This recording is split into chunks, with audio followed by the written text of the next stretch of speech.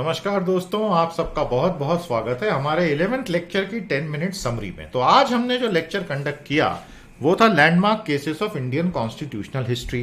तो इसमें वो सभी केसेस जिसमें इतनी चर्चा अभी तक हुई है, आज हमने बहुत बारीकी से पढ़ा है। उसके अलावा भी और बहुत सारी चीजें पढ़ाई। प्यारे दोस्तों, अगर आपने अभी तक पावर पैक कोर्स ज्वाइन नहीं किया है, तुरंत करें और अपनी पढ़ाई आज से ही स्टार्ट कर दें। This is one of the finest courses of its kind. जानकारी लें, लिंक नीचे कमेंट में दी है, तुरंत एनरोल करें। तो आज हमने क्या क्या पढ़ा? आज हमने हमारा एजेंडा जो सेट किया था वो ये था। ये लैंडमार्क केसेस हमें आज पढ़ाने थे। शंकरी प्रसाद Singh Deo, Sajjan Singh, IC Golaknath, Kesavananda Bharati, Indira Gandhi versus Raj Narain, emergency and 42nd amendment, Minerva Mills. और उसके बाद शाहबानो के section 498A, reservation issue, appointment of जजेस कंट्रोवर्सी, NJAC। ये सारे important constitutional related laws, case laws जो बने, क्योंकि सुप्रीम कोर्ट का फाइनल वर्डिक्ट देश का कानून बन जाता है, ये कैसे दिशा से हमारे कॉन्स्टिट्यूशन को इवॉल्व करके लाए और बेसिक स्ट्रक्चर डॉक्ट्रिन कैसी आई, वो हमने आज देखा। अब इसमें बहुत सारी बारीकियां होती हैं, तो वो हमने 2 घंटे में आज स्टूडेंट्स को बहुत अच्छे से सिखाई। सबसे पहले पिछली क्लास का एक बहुत क्विक रिवीजन करवाया कि कौन से इंपॉर्टेंट प्रोविजंस थे और बच्चों को बताया कि भैया याद रखने हैं, कौन से बिल्डर सॉल्व करवाए। और फिर हमने ये 7 केसेस की लिस्टिंग दिखाई कि अब हम इन केसेस को पढ़ना शुरू करेंगे। शंकरी प्रसाद सिंह देव वर्सेस यूनियन ऑफ इंडिया 1951 का केस। आप आगे ब्रैकेट में देख रहे हैं AIR 1951, SC 458। कोई बताएगा कमेंट थ्रेड में ये AIR क्या है, SC क्या है? अगर बताओगे तो मजा आएगा। सेशन को लाइक भी कीजिएगा, दोस्तों तक पहुंचाएं बात को, और पावर पैक में एनरोल भी करें। मैं पूरे 150 लेक्चर की समरी आप तक लाऊंगा और 15 लेक्चर फुल दूंगा आपको। तो आने वाले मंडे को नया मॉड्यूल आ रहा है, तो उसका पूरा फुल लेक्चर रिलीज होगा। Sajjan Singh versus state of Rajasthan, IC Golaknath 2 भाई थे ये versus state of Punjab 1967। Kesavananda Bharati बहुत बड़ा मामला versus state of Kerala 1973। Indira Gandhi versus Raj Narain 75, emergency and 42nd amendment 76, और Minerva Mills versus union of India 1980। तो इन सभी तकनीकी मामलों को बड़े अच्छे से आज हमने बताया। हर चीज हम हिंदी में पैरेलल देते चलते हैं, किसी को भी दिक्कत नहीं आती है। और ये मास्टर चार्ट आज हमने कवर कर ही लिया। तो इस मास्टर चार्ट में हमने वो बेसिक स्ट्रक्चर डॉक्ट्रिन की पूरी यात्रा को कवर किया है कि कैसे शंकरी सिंह देव से होते हुए पूरा आखिरी में मिनर्वा मिल मामले तक बात आई, और फिर कोल्हो मामले में ये डिसीजन हो गया कि इवन 73 के बाद के शेड्यूल 9 के सारे मामले भी जुडिशियल रिव्यू में आएंगे। तो इन चीजों पे बहुत बारीकी से बात हुई।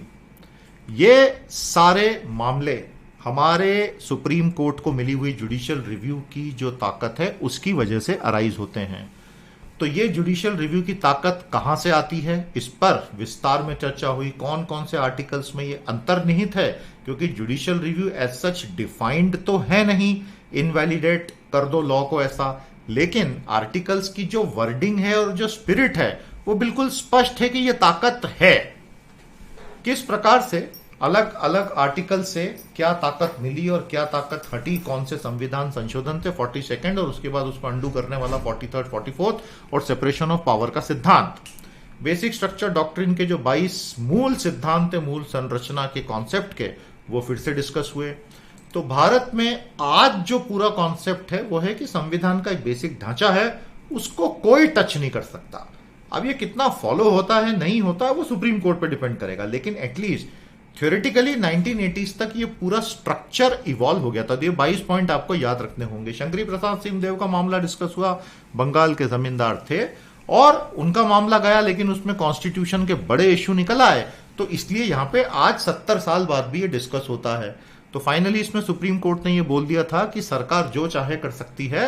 आर्टिकल 13 फंडामेंटल राइट को अमेंड करने से नहीं रोक सकता सरकार को। तो जो पहले 10 साल थे भारत के 51 से 60, उसमें दरअसल सुप्रीम कोर्ट ने बैकसीट ले रखी थी। सरकार सैकड़ों कानून बना रही थी, उनमें से सिर्फ एक को इनवैलिडेट किया गया था। तो सुप्रीम कोर्ट ने ज्यादा कुछ किया नहीं था। फिर अगले 10 साल आए, सज्जन Singh versus state of Rajasthan. इसमें अब स्प्लिट वर्डिक्ट आने शुरू हो गए 3-2 से, और इसमें भी शंकरी प्रसाद सिंह देव को ही अपहोल्ड किया गया, लेकिन पहली बार यह कहा गया कि बेसिक स्ट्रक्चर जैसी चीज है। ये कहने वाले थे जस्टिस मुधोलकर, जिन्होंने पाकिस्तान सुप्रीम कोर्ट के फजलुल कादर चौधरी वर्सेस मोहम्मद अब्दुल हक 1963 मामले में जो संविधान का बेसिक स्ट्रक्चर होता है वो कॉन्सेप्ट उठा के यहां बोला कि यस, हमारे संविधान का भी एक बेसिक स्ट्रक्चर है, क्या संसद उसको भी हिला सकती है? ये पहली बार कहा गया। हालांकि सिद्धांत अभी नहीं बना, लेकिन जस्टिस मुधोलकर थे जिन्होंने सबसे पहले इसको नोट किया। उसके बाद दोनों भाइयों गोलकनाथ का जो मामला आया उसमें उनकी जमीनें जा रही थी और 6-5 से वर्डिक्ट आया, जिसने पिछले दोनों केसेस को पलट के रख दिया कि हमारी संसद जो है वो मन मर्जी से मौलिक अधिकारों को कट नहीं कर सकती and amendments will be considered laws. वो शब्दों का ही सारा हेर फेर है। तो 13(2) में जो लॉज और अमेंडमेंट्स हैं तो फाइनली कह दिया अमेंडमेंट को लॉ माना जाएगा। एक बार अमेंडमेंट हो गया उसके बाद वो कानूनी है, तो उसको अब पार्ट 3 को ऑनर करना पड़ेगा। ऐसा नहीं है कि तुम अमेंडमेंट हो तो डिसऑनर करके निकल जाओगे।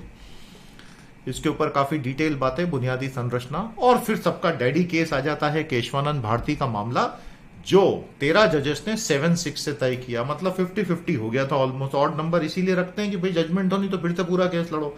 तो 7-6 से हुआ। 7 ने फाइनली डिसाइडिंग वर्डिक्ट दिया। बहुत लंबा वर्डिक्ट है, बैलेंस रहा। सरकार चाहे तो अमेंड करे, चलो कोई दिक्कत नहीं है। तो पिछला वर्डिक्ट ओवरटर्न हो गया, लेकिन बेसिक स्ट्रक्चर डॉक्ट्रिन को फाइनल करके लिख दिया गया कि सरकार इसका उल्लंघन नहीं कर सकती। बात समझ में आ गई आपको? तो उससे जुड़ी बहुत सारी चीजें बताई। Preamble is part of the constitution, वो इसी में निकल कर आया। और प्रीएम्बल की ताकत जो है वो बाकी पार्ट्स के साथ आप पढ़ के देखते हैं तो बनती है। वो प्रीएम्बल संविधान का हिस्सा है, वो अलग नहीं है, लेकिन उसकी लीगल ताकत तब बनेगी जब उसको किसी सेक्शन के साथ जोड़ के देखा जाएगा। उसके अलावा स्टैंड अलोन नहीं बनेगी। इस पे 2020 में सवाल बन चुका है, वो सब आज पढ़ाया। तो ये केशवानंद भारती और अमेंडमेंट ऑफ दी प्रीएम्बल को लेके जो बहुत लंबी चौड़ी बातें हैं, इनको हमने पूरा कवर किया। इंदिरा गांधी और राज नारायण का पूरा मामला, किस प्रकार से 39th अमेंडमेंट, 42nd अमेंडमेंट आए और इंदिरा जी ने पूरा का पूरा संविधान ही 42nd अमेंडमेंट से बदल डाला, जो बाद में धीरे धीरे अंडू हुआ 43rd, 44th से और सुप्रीम कोर्ट के मिनर्वा मिल्स मामले से। ये सब चीजें इतिहास की थी, तो इतिहास की भी बहुत सारे इनपुट्स मैंने लोगों को दिए। इमरजेंसी का पूरा मतलब क्या था और कैसे संविधान को ही बदल डालने का एक प्रयास हम इसको मान सकते हैं।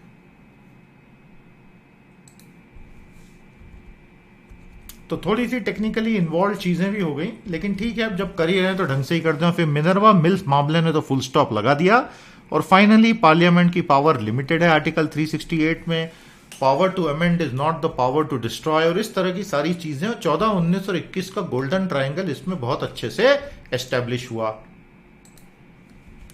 काफी सारे क्वेश्चंस भी कराते गए और उसके बाद हम दूसरे केसेस पर आ गए जो हैं तो माइनर, लेकिन जिनका प्रभाव बहुत गहरा हुआ है। Shah Bano case, section 498A domestic violence वाला, रिजर्वेशन इश्यू, बहुत सारे केसेस, और NJAC और कॉलेजियम सिस्टम। शाहबानो मामला बहुत डिटेल में बताया कि किस प्रकार तलाकशुदा महिला शाहबानो ने सेक्शन 125 CRPC में अपने एक्स हस्बैंड से मेंटेनेंस का केस जीत लिया था सुप्रीम कोर्ट में। लेकिन राजीव गांधी की सरकार ने एक बड़ी स्ट्रेटेजिक गलती करते हुए नया कानून बना के इस अधिकार को खत्म किया और वक्फ बोर्ड को बोला कि तुम ध्यान रखो। इससे जो कट्टरपंथी मुसलमान ग्रुप थे वो बहुत खुश हो गए, लेकिन मुसलमान महिलाओं के अधिकारों में कमी आई और उसके दूसरे पॉलिटिकल फॉलआउट जो हैं वो आज तक देश में देखे जा रहे हैं। तो ये शाहबानो मेंटेनेंस केस था। इसमें जो जज थे वो YV चंद्रचूड़ थे, वो आज के हमारे जस्टिस DY चंद्रचूड़ के फादर हैं। उससे जुड़ा हुआ ट्रिपल तलाक का क्या मामला था और कैसे एक सिविल केस को पहली बार क्रिमिनलाइज किया गया वो भी बताया। एंटी क्रूएल्टी एक्ट 498A को समझाया गया ये क्यों लाई गई है, उसमें क्या क्या केसेस बनते हैं। मलिमट कमेटी ने उसको नॉन कंपाउंडेबल, नॉन बेलेबल और कॉग्निजेबल से बदलने की बात की थी ताकि फैमिलीज टूटे नहीं। फिर उसका मिसयूज की भी बात हुई और ये सेक्शन अच्छे से पढ़वा दिया गया। उसके बाद रिजर्वेशन इशू बहुत बड़ा है, उसमें ये 5 चीजें मैंने आज कवर की हैं। पहली चीज हमने कवर की है कम्युनल अवार्ड और सेपरेट इलेक्टोरेट। उसके बाद ये आजादी के बाद बंद हो गए। पूना पैक्ट, जिसमें डिप्रेस क्लासेस का सेपरेट इलेक्टोरेट अम्बेडकर ने सरेंडर करके हिंदुओं की ही जनरल सीटों में से SC रिजर्वेशन को स्वीकार कर लिया था, और वो इसलिए क्योंकि गांधी जी आमरण अनशन पर बैठ गए थे। On using caste as a marker of backward, तो क्या वाकई में कोर्ट कास्ट को अलोन बैकवर्डनेस का मार्कर मानते हैं? इंदिरा साहनी मामला, जिससे OBC में जो क्रीमी लेयर की बात हुई थी और justice Rohini commission OBC reservation ये अभी तक चल रहा है। ये पांचों चीजें डिटेल में पढ़ाई गई हैं। इसमें बहुत सारी बारीकियां हैं रिजर्वेशन के मामले पे, वो सब हमने आज कवर किया है।